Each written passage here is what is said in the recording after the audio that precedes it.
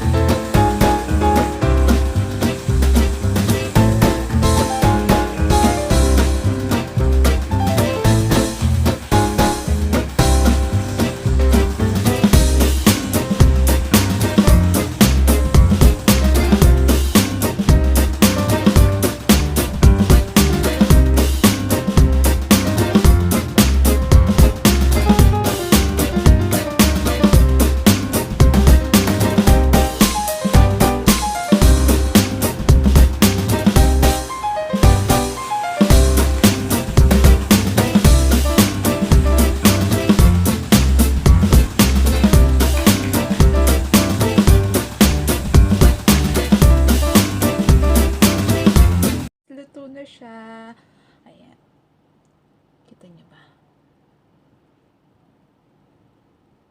Taas-taas ang kamay dyan ng may hilig sa onion. Dito, hindi na ako gumamit ng garlic. Pero kung gusto nyo rin gumamit ng garlic sa pagigisa, okay lang din. Walang problema. Tsaka guys, kung gusto nyo ng maanghang, pwede nyo siyang lagyan ng siling haba. Nakalimutan ko lang kumuha ng siling haba. Kaya ganun. Pero, pwede mo siyang iulam sa rice, pwede mo rin siyang ipalaman. Pero, prepare ko siya sa rice. Yung lasa niya guys is, manamis-namis na maasim-asim. Pero, kung gusto nyong bawasan yung tamis, siguro mga 2 teaspoon lang ng oyster sauce yung gamitin nyo. 'Di ba? Sabi ko sa inyo, dali lang eh. Kasi, ingredients niya, tuna in can, sibuyas, oyster sauce. For sure sa oyster sauce, mabibili nyo lang yan sa mga tindahan nyo. Suking tindahan. Yung mga sachet na maliliit, ganun. Tsaka, oil, hindi na rin ako gumamit kasi, ang ginamit kong oil is yung sa tuna in can. Nakatipid ako, diba? Guys, promise, try nyo. Pwede siya tsaka napakadali niyang lutuin. Wala pa sigurong 10 minutes siyang lutuin. Pero, pwede mo siyang baunin sa trabaho, or sa school, 'di ba? Tapos, dagdagan mo na lang ng rice or tinapay. Ang sarap niya, promise. Promise. Nag-regret lang ako kasi hindi ko siya nalagyan ng sili. Masarap siya pag may sili. Okay. Pag nagluto kayo guys, comment lang kayo down. Okay? Sabihan nyo ako kung anong naging result ng inyong pagluluto ng tuna alae ni Mika. Okay? Guys, hit nyo lang yung button below para ma-update kayo sa mga bago kong video. Okay? See you next time. Thank you for watching.